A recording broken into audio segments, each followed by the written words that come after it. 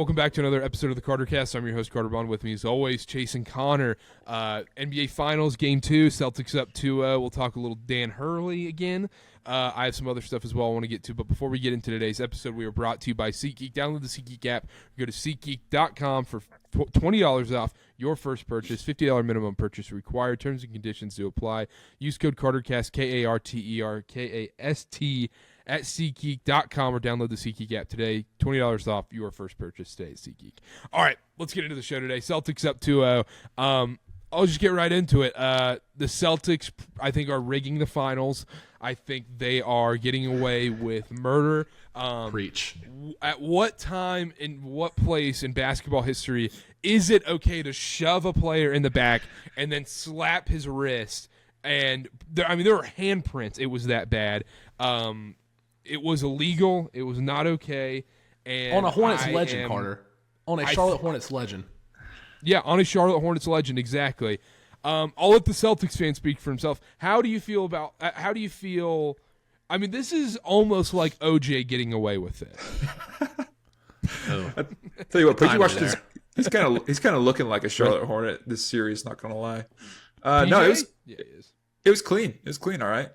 Watch that in real time. No one's calling that foul. So it's basketball, baby. Move on. Next play. You know it was a foul. And the funniest part about Game 2 is the Celtics were trying to blow it. They tried everything to blow that game, and they're still like, no, it's not going to happen. Yeah, you get. You get a 25% showing from three, 27% from field from your best player, Jayson Tatum, or arguably best player. Sorry, Jason Kidd. No, the Celtics did everything they could to lose that. And the fact they won that game, I think, says a lot about this series and where it's headed. Yeah. No, well, if you can't beat Boston when they play like that, you're kind of screwed. Yeah. I texted you, Connor. I said, this feels just like UConn Purdue. Like, that first half, you're watching it, it's Purdue. You watch the first half of Purdue UConn. Zach Edey's going off, like legendary first half. They're hitting threes. They're knocking down shots. UConn's playing a D-plus game. And that's kind of how it was in Game 2 for Celtics Mavs, where Luka's going off. He had 20 points in the first, 12, 13 minutes that he played. And then they ended up only being down, or they were still down 4, while the Celtics hit, 1 3 in the first half? 2 threes maybe? Yeah, 3 or 4. Yeah, it wasn't many. Yeah, it shot a horrible percentage from 3, especially in that first half. And they were still winning at halftime. Like, you knew the Mavs were screwed, and that's the thing. Like, I know if you're watching this series as a Celtics fan, Chase, you can't be. You just know it's over. Yeah. I don't want to jinx anything. I'm knocking on wood right now, but this is exactly how I wanted this series to go. Like, I'd rather see Boston not play great and still pull away in these games if I'm a fan, which I am, and feel even more confident. Because I think I said this last time on the pod. This is not our best. Like, Boston showing. Like, we haven't seen their full potential yet. And maybe we never will. Maybe we keep saying that. I think we did in the first half of Game 1. Yes, we did in the first half of Game 1. Yeah, that was, like, the best they could be, and they went up, 20. So, to see them win like this is very reassuring as a fan. And they're going to go into Dallas, and, it might drop 1, but I think this series is over. I'm willing to, like, get clipped for that because... Like, it would be insane to me if Connor, this series over? Yeah, I think it is. I've been saying this since before the playoffs. 1 through 5, 1 through 6, Boston's just better. Like, when Drew Holiday is your 5th best player and he goes 26 points, 11 boards on 11 for 14 shooting and makes some of the biggest plays, I mean, let's force a backcourt violation, get a steal, and nail a 3 to get the lead back to double digits with a few minutes left. Like, it's just plays like that that really, like, personify what he means to this Boston team. And I think that's the storyline of the game is, like, okay, Tatum has an off shooting night again. We've kind of come to expect this. It doesn't matter because he's got 2, 3, 4 other guys that can put up 25 points, and I wouldn't think twice about it. Like, you could tell me Derek White, Holiday, Brown, Tatum, Porzingis, even Horford, like, yeah, they had 25 last night. I'd be like, oh, okay. Like, I wouldn't be shocked. So just the talent level, I think, far exceeds Dallas.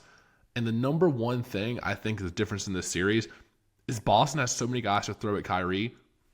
They don't have that 1-2 punch anymore. The Dallas 1-2 punch they had against OKC, or even more so against Minnesota, is kind of gone now because Boston can throw Jrue Holiday, Derek White, even Jaylen Brown at Kyrie for long stretches, and he struggles.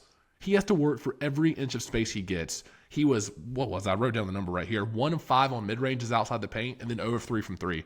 Every single space he earned was like, I have to work so hard to even get open.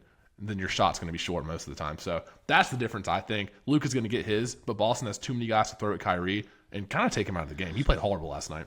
Yeah, and he didn't play well in game 1 either. So, and we said that after game 1 where if we get an off Kyrie game, Mavs have no shot.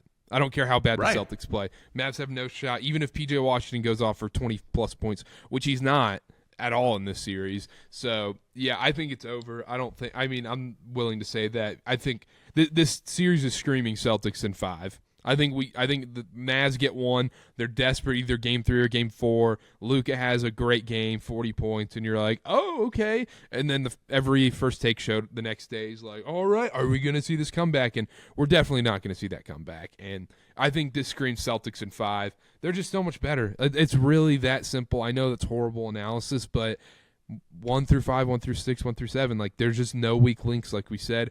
We're getting, and Porzingis was you could see, okay, he's a little rustier in game 2, but even then, like, he was still knocking down shots, no problem, and he was playing great defense. And every time the Mavericks would go in, like, whether it was Josh Green or one of these guards going in trying to like poster these dudes, every time, whether it's Derek White, whether it's Jaylen Brown, whether it's Kristaps, they come in and swat it every time. The rim protection's actually been phenomenal in this series by the Celtics. That's one place where you're like, with Porzingis off the court, you're like, oh, the rim protection might be a little rough. And no, the guards and forwards have stepped up guarding the rim. Yeah, I would agree with that. I just think that, like, when you have guards like that, like I've talked about this all series, Derek White, Jrue Holiday, when you have guards that can legitimately protect the rim and protect the paint and score inside like they can, like Jrue Holiday was 8 for 8 in the paint. Like, when you have guards that are doing this, it's kind of hard to beat that as a Dallas team. And the number one thing, this point's going to be hammered home all week. It's going to be on all the shows just because the stat's been like pretty hot recently. Dallas has made 2 corner threes in the first 2 games. You're going to hear this stat a lot. They made 2 corner threes. 1 in game 1 was garbage time. So really only 1 corner 3. It's because Boston, they don't have to help every play. They don't have to send doubles and traps at Luka and Kyrie. They trust most of their guys to play one-on-one, straight up, no help. Because the majority of them, like you saw it especially with Kyrie off the dribble last night, they can body these guys up, stay in front of them, force a contested shot. All of a sudden, there's no help coming from the corner, no weak side rotation, and there's no more swing. Here's a wide open 3 in the corner, PJ. Here's a wide open 3 on the wing, Derek Jones. There's no more of that. And that was like the bread and butter for the Mavericks and how they beat the Wolves last series, because every single time down the court with the Minnesota Timberwolves, it was a trap. It was a Luka trap, a Luka double team, and all of a sudden it was 4-on-3. Boston doesn't have to do that. They can play them straight up. I think that's a huge luxury. Exactly. And you kind of mentioned it, where every single shot by the Mavericks felt like a miracle, and every single Celtics bucket, every single Celtics miss was a surprise because the shots were just so easy. Yeah, the big thing is, and this has happened in 2 games now, Dallas is the best player, right? But then the next 5, 6, maybe even 7 sometimes belong to Boston. And Dallas just isn't being, like, Luka, no one can overcome that. Not even Luka Doncic, who's arguably the best player, especially offensively, in the league, right? And the things that he's doing. It's just not enough to overcome when you have no help. And people say that all the time, right? No help. They're like, despite the loss, is what Luka did. But it's really a big thing in this series. I talked about it last week. The role players have just been awful here, and they've really, it seems like the Magic's kind of ended in this playoff run for them because Boston's got the defense to keep up, and the corner threes, like we were saying, just aren't falling, or at least they aren't even finding them where they were able to before. I want to talk about real quick the centers for Dallas. Gafford and Lively were such a big part of those first 3 rounds and were a huge reason for their success.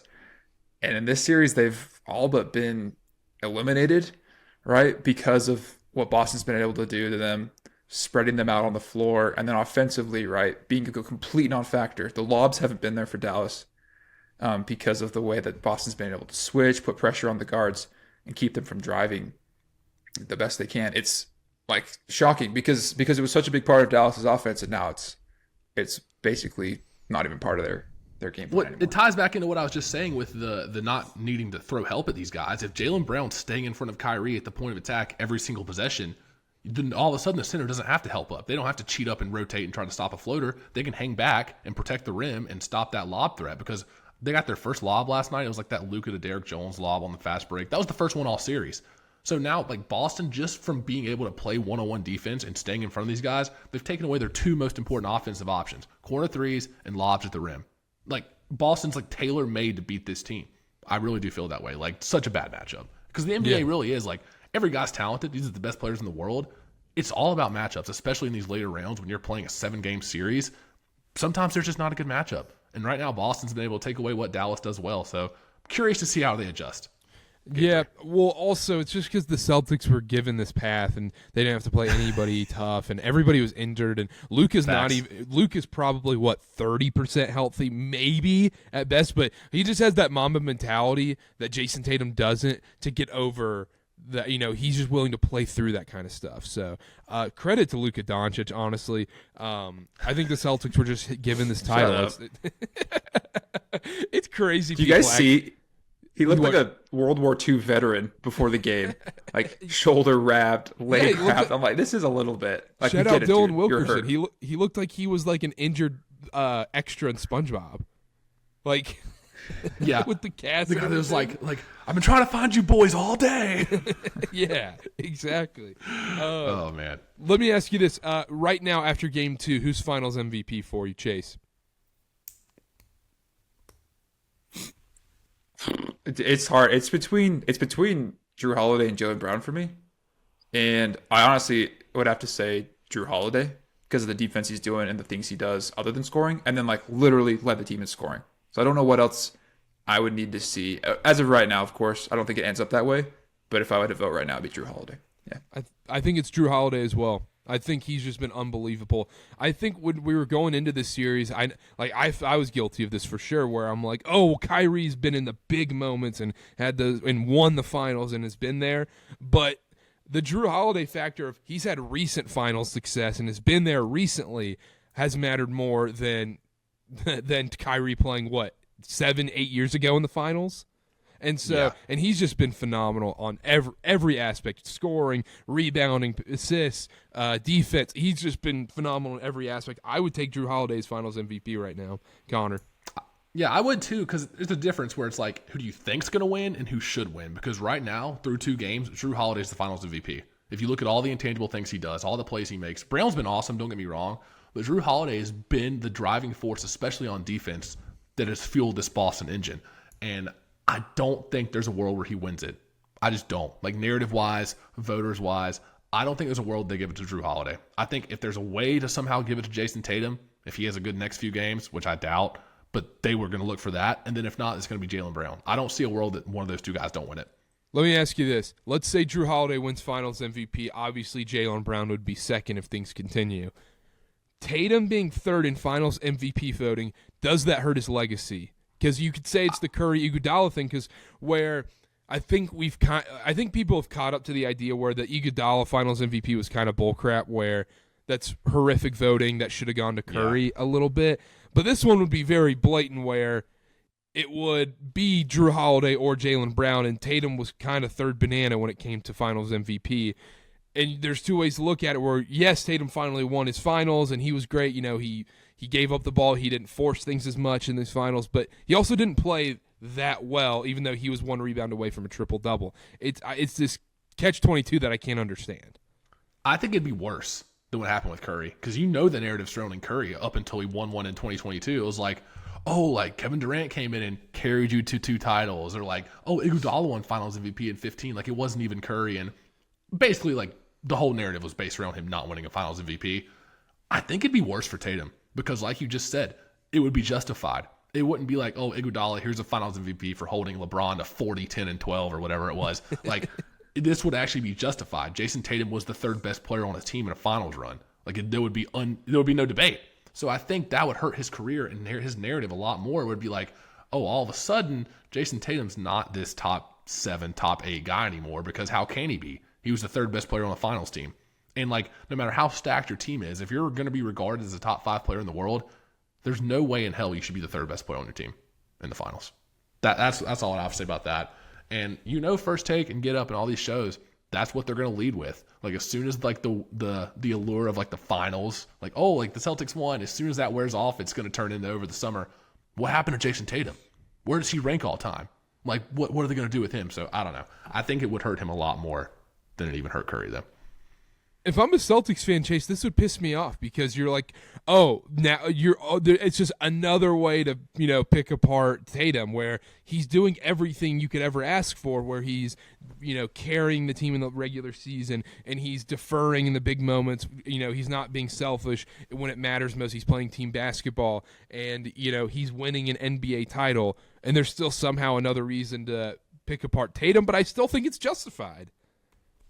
I think here's my take, and I've been thinking about this a lot because obviously, he's the guy on my team, and so I expect him to be that. I've really enjoyed what Tatum's been doing as a Celtics fan because it's winning Boston games, and I'll take winning games over him scoring 40.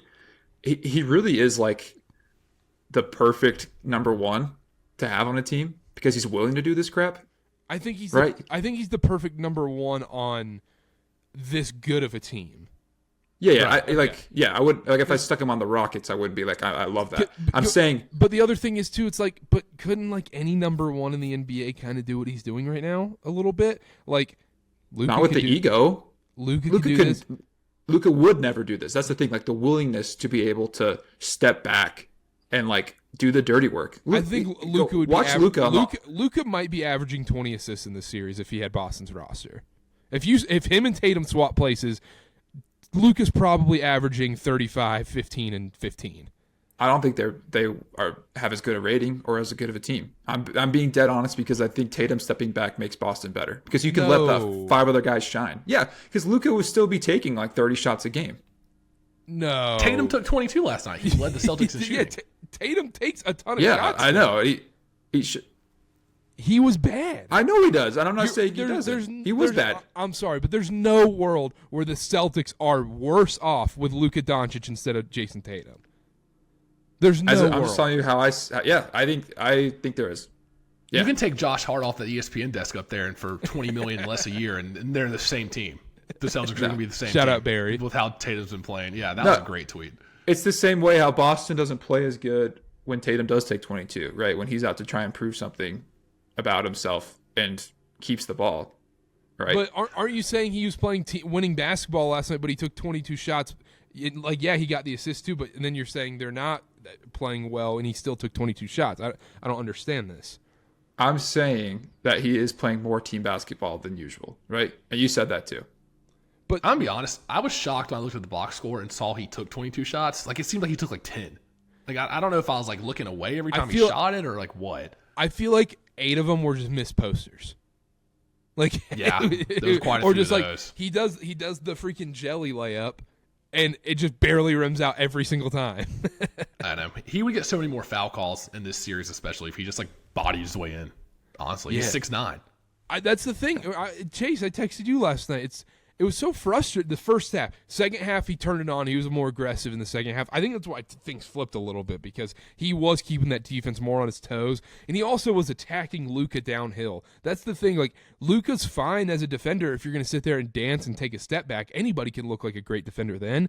But when Jayson Tatum goes downhill, Luka can't keep up with him. They were having to filter him into Kleba or Gafford or Lively, whoever was in, and those guys couldn't handle Jayson Tatum once he has momentum because he's 6'8", 6'9". He can dunk on these dudes, and so I was impressed with Jayson Tatum in the second half, but every single time Jayson Tatum takes a 3-point shot, you're happy. As a defense, you're like, great. Yeah. We took a semi-contested 3. Why is he doing this? Why? Just drive. Every single play, just drive. Bully ball. It's like LeBron. LeBron, you don't need to take, prime LeBron. You don't need to take a 3. If he's passing, great, but drive and kick or go in and play bully ball and dunk on these guys. I mean, he's 6'9".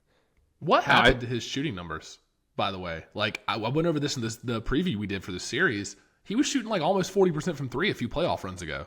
He was consistently 37, 38% from 3. Now, all of a sudden, this year and last year, he's sub 30%. You would think with a team as talented as this, there would be so much more easy looks, so many more wide open threes off others' creation in the paint.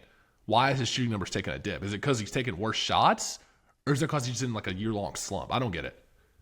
Well, I'm thinking the same thing, right? I think he forces himself into tougher shots. I think he just loves to take step backs. He loves to do the flashy stuff. I also think he's been a lot more of a facilitator, and like the offense is being run through him. As it's not as much as like, all right, Kemba, like you take it to the basket and then you get to kick it out, right? It's Tatum who gets to go to the basket now, and he's looking to kick it out, and it worked, right? These first 2 games of the finals where he's been able to find dudes and get assists and get open looks. But if it's not that, if he's taking his own 3, it's going to be one-on-one ball, and those looks are awful. Like I cannot stand them, and every time I like groan because I'm like, that's he's like 20% for those. But also he almost has the AAU kid in him where he just can't get out of neutral sometimes, where you're like you just want to see that higher gear that we saw in 17-18 when he went up toe-to-toe against LeBron, where you're like, where's this Tatum that we saw where he was just going into guys? I mean, it was like he was a bull in a china shop almost, how aggressive he was in that series. And now it just feels like he's just like, I don't know, I guess because he can. That's the thing. There's no desperation, really, where he can just be like, I can sit back a little bit and let Derek White take over, or let Jaylen Brown take over. I hesitate saying this, but like being on such a great team like this, obviously it's good for your career, but has it stunted his like quote unquote development a little bit as like a player? Like obviously he was already the guy, like before he got this like Jrue Holiday, Porzingis, before this team was built, he was already the guy. But it seems like he's just taken a step back, or maybe he's just not relied on as much. Like, do you guys think that's still in him? Like, it was only last year he had 50 points in a game 7. And I was like, oh my God, like this dude is insane. But just this whole run, this season and this playoff run, credit to him. He's making the right play. He had double-digit assists last night. He's playing winning basketball. But is that guy still in him that can drop 45 in a game 7? Is that still there? Or is it kind of like, I don't know, gotten hurt more this year by playing with such great talent around him? I think it's still there. I don't know about you, Chase, but I think it's still there. I actually think it's the flip side where I'll agree with Chase here. I think this is actually the best for his career because now he's shown he can be a facilitator more and can, play more team basketball in the biggest moments instead of having tunnel vision and taking one-on-one step back fadeaway threes. Like, I think this is way better for his career. And also, then he doesn't have the pressure the rest of his career. But he never won the title. And so I think that's just going to be a huge weight off their backs. I think we're going to see Boston back in this spot next season as well, as long as they keep the same team. Counterpoint. Go ahead. Real quick, Chase, you can answer this too. Boston's already locked up most of these guys on like long-term deals. Tatum's about to get a crazy ton of money this summer. Like Jrue Holiday just got re-signed. A lot of these guys are going to be here for the long haul. So is this just the Jayson Tatum we are now going to see with this team? Like, I don't see anything changing. Like, is this the new normal for Jayson Tatum? That's a good question. I think deep down, like, he's saying the right things right now. I know this isn't what he wants to do. Like, he does want to score 30. He does want to get out there and take shots. But I think he's willing to sacrifice for the first one, right? I was going to say, is it going to continue? Is he going to be okay with this for the next 5 years? Like, I don't see that happening. He's not going to be 31 being like, all right, I'm okay being the third option on a playoff series. Like, there's no way this continues at this rate. Yeah, no, I agree. And you're right. They do have these guys locked up. Obviously, they have Jrue for another 4 years, Porzingis for another 4 years. Derek White's the only real one. Like, at this point, is the cap even going to allow Boston to keep him? Horford's going to be retiring. Any other team, throw all the money you can at Derek White. Whatever other team. I mean, throw every cent you can. Exactly. But the back to the Tatum point, you make a good point. And the fact that we're in the conversation here, 2 games in, Boston's up 2-0, and we're like, he's third in Finals MVP. Yeah, is crazy. As much as it is like, I don't think Tatum likes that, but he's willing to do it because of the game. I think like there's going to be a game where he scores over 40 here. And I was texting Karter last night. I think in Boston's sole loss, I think they drop one of these in Dallas, and Tatum has like 46. Yeah, it'll be the game they lose. You're exactly right. Yeah, and then everyone's going to be like, all right, he's Finals MVP. Remember that? See that game? He had the triple-double almost in game 2. He was playing winning basketball. He had 46 here. Like, Tatum's going to end up finding a way to win it. And I think that's, going to be enough to hold him over and satisfy, what he wants to do. But, yeah, it's an interesting conversation. And this team's just so good. Like, there's not even a knock on Tatum as much as it is just like, okay, your shots aren't falling, but pretty much everything else you're doing is pretty good. And you don't have to do anything crazy because this team's amazing. Yeah, that's the thing. I just feel like you can't, like, even if you do screw up on this Celtics team, like, you have 3-4 mulligans with this team because of how good they are. Someone can pick up the slack and they can fix your mistake, or, you turn the ball over. Don't worry, Derek White's running back on defense and Jaylen Brown's going to freaking swat him as Derek White's trying to pickpocket him from behind. Like, right. Anytime, I don't know. They're just too good. They're just too good. And I texted you, Chase, too, this last night. I wish we would have gotten to see Jokic against the Celtics team. Because, like, I can't believe we're saying this, but this is somehow more boring than the Heat Nuggets last year, if not the same amount of boringness, if we're being honest. Is like, it? Obviously, I think it's about the same. It's pretty. I disagree. This one's more exciting because of the characters. Players, yeah. Yeah. At least I you get- think the Mavs have a chance. Like Not everybody anymore. with a brain last year knew the Heat didn't have a chance. But going into the series last year, Miami did not going have a in, shot. you're right. So that gives it a little notch above it. But the actual games have been pretty bad. Yeah. It's been more so like one-sided to where I'm just excited. Like Boston's a great team. I'm excited to watch them play basketball. Same thing as like Denver last year. It's like, oh, Jokic has a well-oiled machine going. I'm excited to watch them play, even if it's not as competitive as I would hope. Yeah, that's true. That's I wanted fair, to- I guess, but I want to touch on this. How do you guys think Boston did on Luka?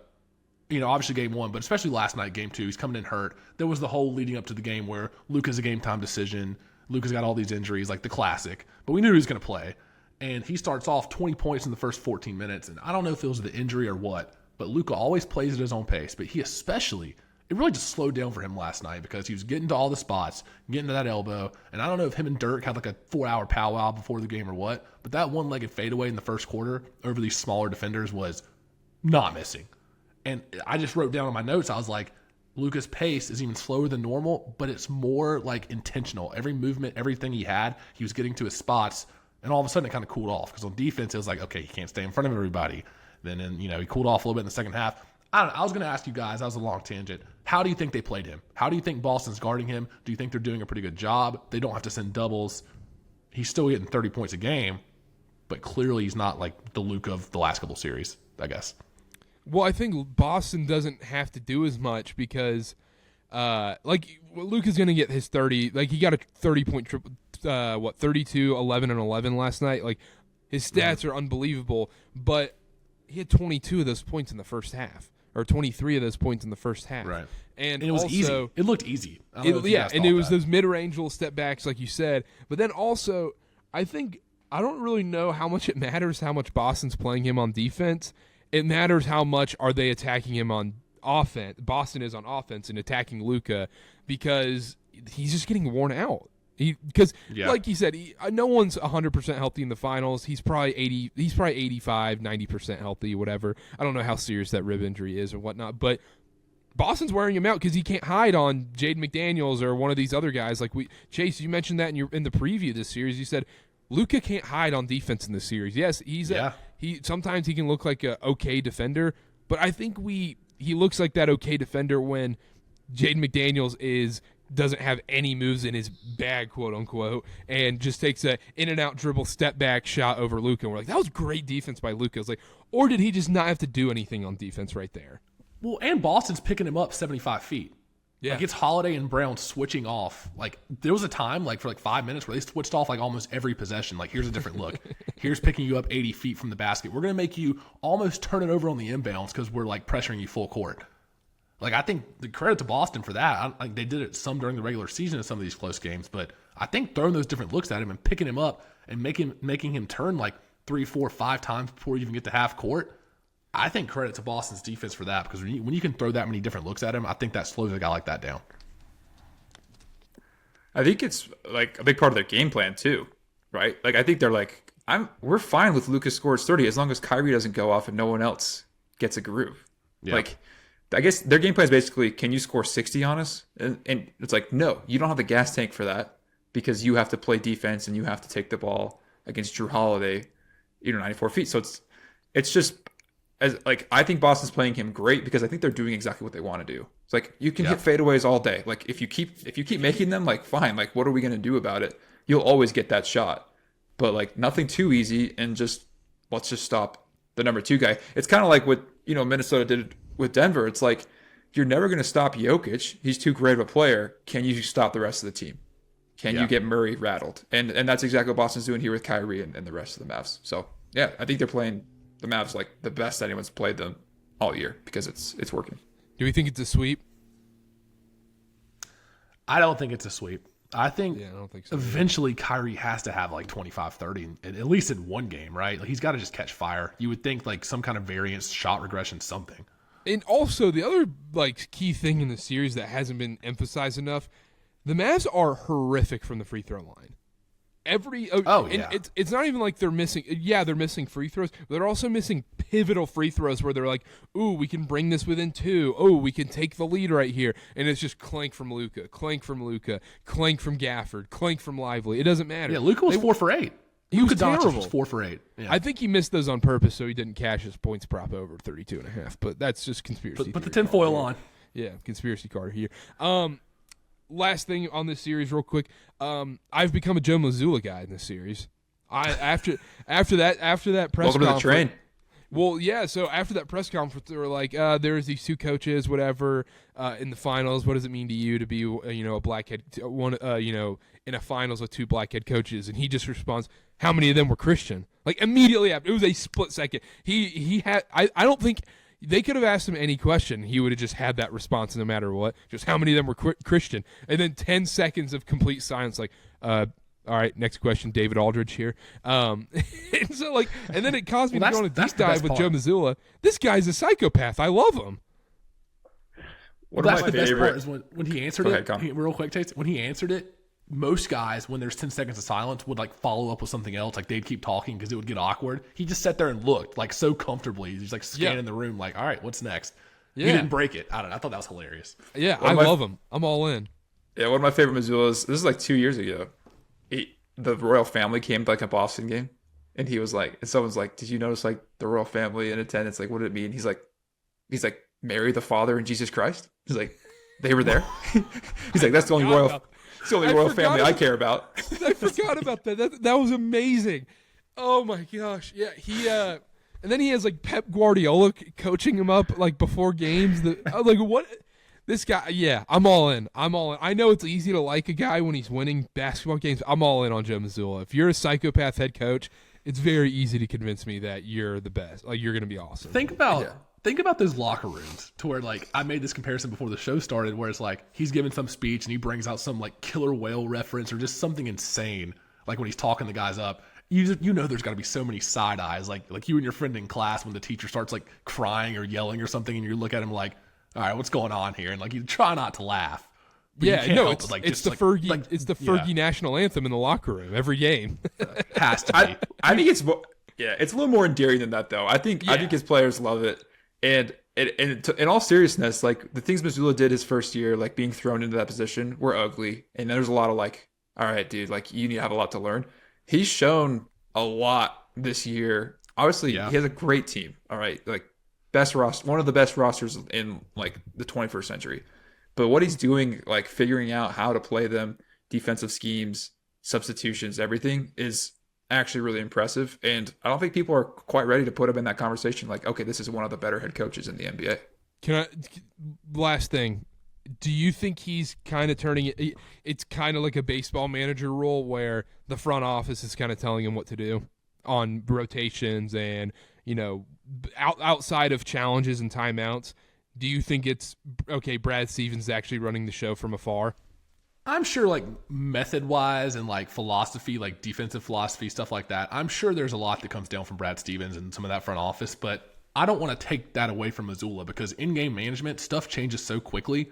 It's not like Brad Stevens is on the phone on the sideline hey, all right, they're running this now, and I'll switch to this defense, like a puppet master or something. That's he could just, Mazzulla for the in-game adjustments. Oh, I was going to say, he could easily just text Emile Jefferson and be like, hey, sub out Horford, bring in Pritchard or something like that. And then Emile Jefferson's go ahead. I think there's more control over Mazzulla from the front office than other teams probably, but I want to give Mazzulla credit for the in-game stuff. That's all fair. I want to say. That's fair. Yeah, I think he also benefits from he's got a bunch of good assistant coaches behind him. Obviously, Sam Cassell, Charles Lee, shout out to Hornets. Yeah, shout out Charles Lee. Yeah, Charles Lee, Emile Jefferson. They should honestly probably be the head coaches of this team. They're probably the best coaches on that staff. You know what's insane? Would we have even seen Mazzulla as a head coach if Udoka didn't get fired? I don't even know if we would have gotten this. He was on the second row. People make that second row Joe joke all the time, but it's true. He wasn't the top assistant. Would we have ever seen this guy as a head coach? And if the Udoka situation didn't happen, I don't think so. So, are you saying when Joe Mazzulla says his prayers at night, he should be thanking Ime Udoka? Yeah, and that the Boston Celtics, the employee as well. Yeah, it's like thanks guys. Anyhow, real quick, done with the finals. Did you guys see the NBA ratings thing? How the ratings dipped this year? I don't understand how that makes any sense because Nuggets Heat had no star power last year. Very boring basketball. And like it's almost to the point where I don't even know if I believe these ratings. And also are they able to count in illegal streams on these ratings? It doesn't make because I feel like NBA is the all-time illegal stream sport. Yeah, unless they're getting in besides Stream East boxing numbers, and MMA. Yeah, unless they're getting in like Stream East numbers and like some of those websites, you can't really tell because it's like as prices go up, less people are going to be paying for it. But also, it's like with the ratings, what truly constitutes that? Because they do like weird counting numbers for like, oh, if this is on in a bar or an airport or something like that. Like you cannot count how many eyeballs are on that game. You have one TV on, you have 100 people there watching it, or you have TVs on in every room, like 8 in one bar room. That counts as 8 different viewers, like doesn't it? Like I don't even know how they calculate that stuff. So I feel like you have to take all these numbers with a grain of salt. Like, okay, ballpark range, yeah, less popular, whatever. But there's got to be some underlying factors that don't really make sense to me. Because you're right. Like last year, Denver, Miami, really? But I think it was because Miami, Boston went 7, and then we went right into the finals after that. There wasn't a 10-day break. I think that does play into it. It's not the whole story, but it does play into it. Yeah, I think it does too. Chase, do you have any idea how this makes sense? No, because I was like, yeah, I thought the same thing. I was like, there's no way more people were watching Miami, Denver. There's no way. I still don't believe the numbers. I just don't. I almost think when we get to a point in the future, I feel like we're not even going to look at the actual live TV numbers. We're going to look at the social media trends and how many views on NBA related posts were happening during that game are going to be the ratings. Engagement numbers, yeah. Yeah, the engagement numbers of during a game. Okay, how many people were tweeting about, Tatum, Luka, the NBA finals and whatnot during this game rather than how many viewers we got? Because I feel like that's what's just going to end up mattering more when you can start putting ads on your social clips and all that kind of stuff. Because I feel like that's what NBC, Netflix, Amazon, ESPN, what they're almost paying for at this point is social media. I mean, they get all the rights, all the video rights to do whatever you want with it. That's like the number one thing. Because when I was working at ESPN, they don't have like some of these like boxing, MMA stuff like that. They don't have the rights. So like, if a huge fight happens at 11 p.m. at night, and then the 12 o'clock Sports Center comes on right after it, they can't even show video from that because they don't have the rights. Yeah, you show pictures. Yeah, all you can do is like show a picture on a screen, like, oh, here's the knockout, here's the aftermath of it, but you can't even show the video. So these people that are paying for the NBA, they are paying for those video aggregation rights, where it's like you can do whatever you want with this clip, you can post it, you can get all the views you want to, and then of course the Twitter engagement farm people will come for it as well. Yeah, I also had this question. I was bored. I was driving, long road trip, whatever. I was driving. I was sitting there. I was like, do you guys think that streaming has hurt, or being able to stream sports has hurt or helped relationships? Like, so there's a two-way street here, because I feel like I'm in the camp where it's helped relationships, where, okay, I can still go to the park, but I can still keep an eye on a game or whatever. But also, it's also a lot worse because, back in the day, you weren't able to stream on your phone. So you go to dinner with your wife, your girlfriend or whatnot. You're locked into the dinner. You're not sitting there like, oh, okay, I got a game on my, I got the phone sitting on my lap or something like that. I got a little side eye going towards the game. You're like, okay, I'm locked into dinner. I'm just missing the game completely. But I was wondering that has streaming helped or hurt relationships? That's a good point. I immediately off the bat, I was like, this definitely hurt. Because I definitely watch a lot more. No, but I know your point. Like the fact that I can feel comfortable leaving the house whenever and being able to find it. I think what's hurt me is that I watch a lot more now because it's just like at my fingertips. Where I'm like, I would not be dying to watch the World Series, but because it's like right there, I'm like, all right, like, yeah, I got to tune in because what else am I going to watch? And I can. So in that case, it's hurt. But in the other, I like your point, Karter. I think it makes sense. I think for the majority of it, for me, is like you said, Chase, the ease of access thing, to where it's like, it could be a Tuesday night in January and I'm out, with my girlfriend, whatever, at the store, at dinner, whatever. And I check my phone and I'm like, oh, Raptors Nets is a 4-point game with a minute and a half left. Like, I should probably flip that on. Like, let's just see what happens. And then they go to overtime. So there's like 20 minutes of my night right there. And then I scrolling down again. It's like, oh, like now the 9 p.m. tip offs are like coming to an end. Let me throw a couple of those on. It's like, games I normally wouldn't even think of watching before, just because I can click one app on my phone and have it right there live instantly. That hurts me because I'm like, oh, I want to see what happens the last 2 minutes and I can watch it. I have NBA League Pass. I can check it right now. That ruins it for me because I do agree where it's like when you could only watch it on TV, it's like, all right, like I have dinner date, I'm missing the game. I'm going to set it up to DVR and watch it later. Like that is a mindset you go in with and you're accepting that. But now you don't have to. You can have it anywhere you want to. Yeah, that's the thing. DVR is where it gets tricky because then you could watch it later, and if you don't get the score spoiled, I mean, that's a great way to watch a basketball game. I mean, you can get away Fast with forward it through the 80 minutes of commercials. Yeah, and the 15-minute reviews. But yeah, because you got to think back in the day.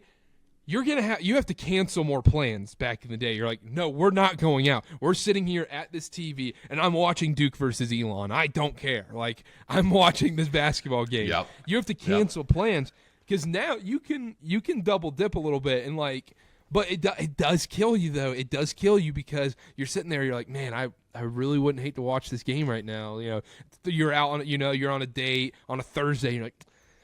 Jaguar Saints. I could turn this on right now. Like I wouldn't hate to have this on during dinner right now. I did bet Zay Jones' first touchdown. I kind of want to see if that happens. Like, something like that. Yeah, I have Taysom Hill anytime touchdown. Yeah, no, I can't. So hurt or helped? Are you which way are you going? I think hurt. For me, it's hurt. I gotta say hurt. Because now I can just do it whenever I want to. Whereas before, I was like a conscious decision I can miss the game. But now it's like you don't have to miss anything.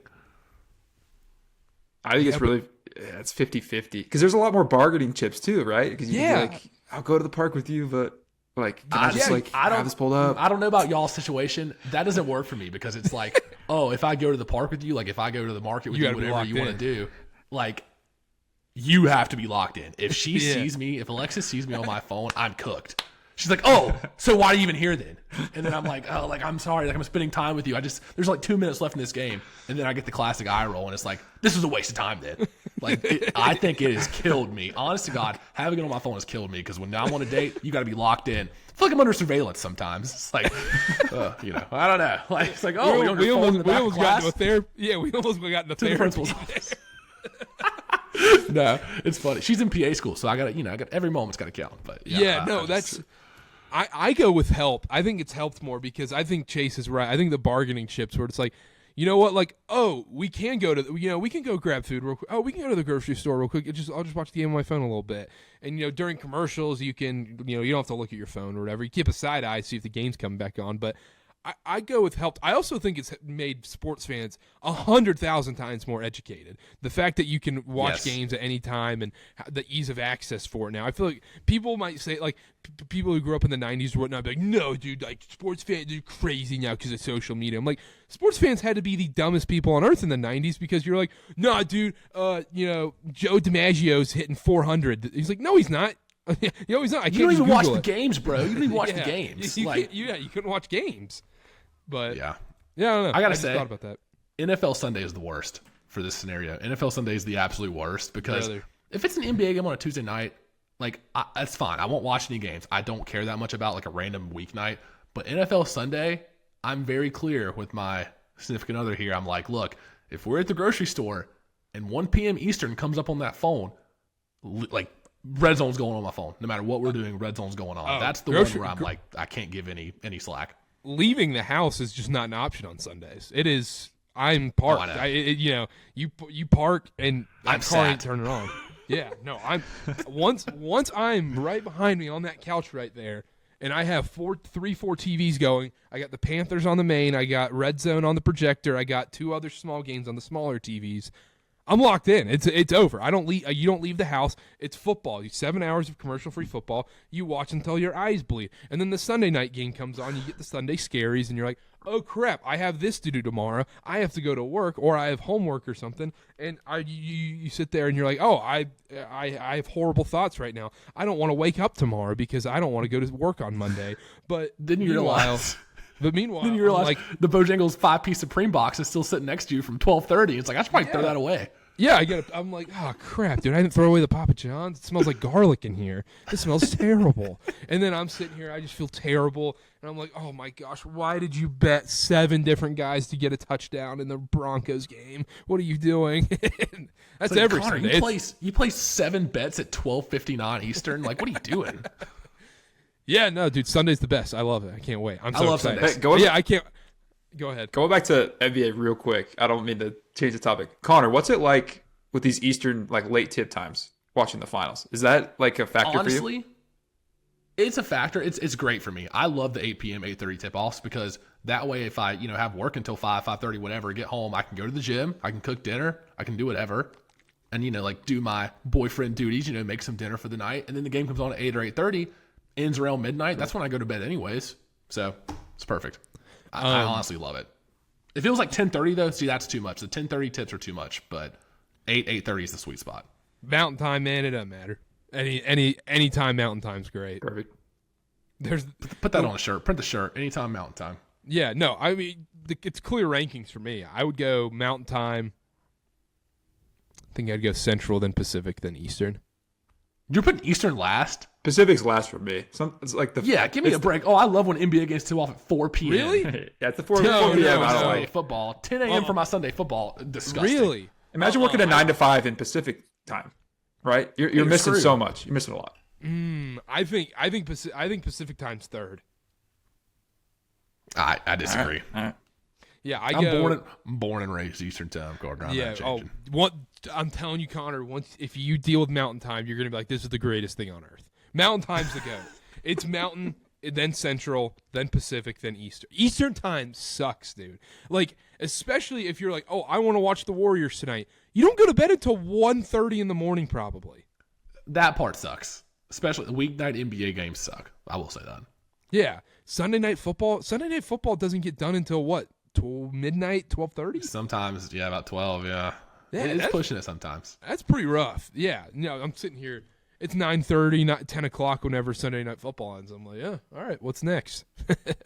And then you're like, oh, I have a horrible week ahead. What did I do? Well, why did I make those bets? Why did I take Bryce Young to score a touchdown today? But real quick, any Dan Hurley news? Did we get a Dan Hurley decision? I was hoping recording Monday morning we would get a Dan Hurley decision. I haven't seen anything. Not seeing anything. There's nothing. I'll give you the news right now. He's not leaving. He's not There it leaving. is. You gonna break it? You gonna break it for us? Breaking news. yeah, Dan Hurley's Because staying. we're gonna be live on Twitter here in a little bit once this gets flipped around. So the news will probably be out while we're live on Twitter. Let's pretend that the news came out right now. Let's pretend the news came out and we know what's going on. So we're role playing now. Kinda, yeah. So I would hey. I'm gonna say I cannot believe that Dan Hurley even flirted with the Lakers job, because now that he's staying at UConn, this is a great decision for UConn. This is a great thing for UConn, and yeah. I don't see him leaving. Well, they built a dynasty there. I don't blame him for staying. I really don't. I mean, it's been such a good run he's had. Like, why would you want to change that up? Like, I get the challenge of wanting to coach an NBA team, a lot of money, living in LA, but I agree with it.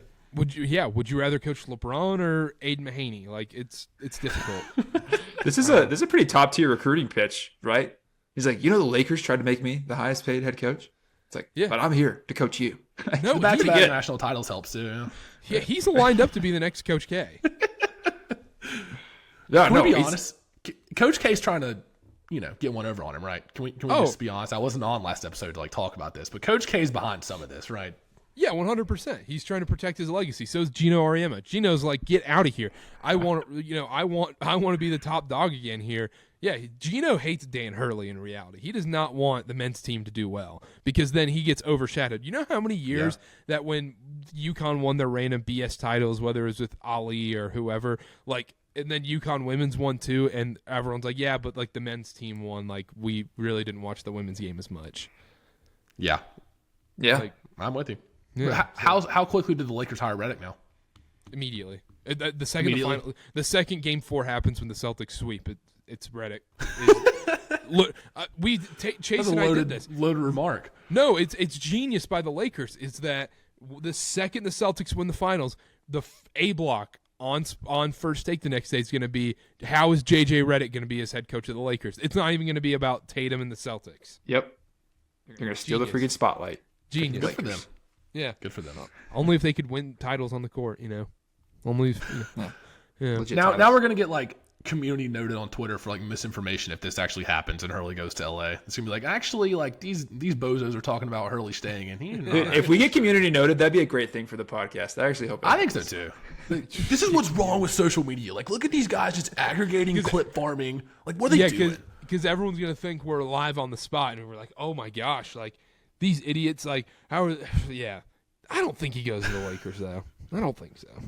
I mean, Matt Norlander says he's made his decision privately, just not shared that publicly, which is kind of like, I didn't think he was going to pull off a buzzer beater. I'm pretty sure he thought about this for a while. But, Like I'm pretty sure he didn't cancel team practice today or anything. So if he didn't cancel, I have a point. Yeah, I have a point on this. How mad do you guys think Shams is that Woj just has this direct pipeline to Hurley? How mad do you think Shams is? He's got to be pissed. Yeah. Is he pissed? Karter and I whole thing is like, go ahead. Sorry, like Woj was right. Like the Lakers are offering Dan Hurley, but it's like what? Like it's whoever breaks the news that he's either didn't get hired or did get hired. Because it's going to be Woj because he wrote that book about his dad, right? Like, aren't they like close? Isn't Woj close with the Hurley family? So like that direct pipeline. If you're Shams, you're screwed. You have no chance. He's got to be pissed. No, but the thing, but if JJ Redick gets hired, Shams wins, right? Right, it's whoever's going to announce the Lakers coach. Yeah, and it's not going to be Hurley, so Woj is going to lose. So and if it is Hurley, then it's Woj wins, and if Redick gets, because that's who's getting the scoop first, because Shams is getting all the clutch, leaked stuff, and then Woj is getting all the Lakers leaked stuff / Hurley. Yeah. I guess that's fair. I didn't it's all think about stupid, anyways. The team's just going to announce it 2 minutes later, so why do we care? I heard Rich Paul's getting hired as like the associate head coach. Yeah, He'll probably be on the sidelines. I heard Bronny's probably going to be the next LeBron James. There's no way Bronny falls past 17. Dude, there's no what? Why would you not draft Bronny? He's so much better than a 3 points per game scorer. You have no idea. You didn't watch the tape. Anyhow, all right, that's it. Let's get out of here. That's it. Follow us on Twitter at Connor_Sparrow, at Chase_Rogers0, at CarterBA, at CarterCast on all social media, CarterCast.com, YouTube. Subscribe and like to the YouTube. Rate, review, subscribe on Apple, Spotify, wherever you're listening. Download the SeatGeek app or go to SeatGeek.com. Use code CarterCast for $20 off your first purchase. $50 minimum purchase required.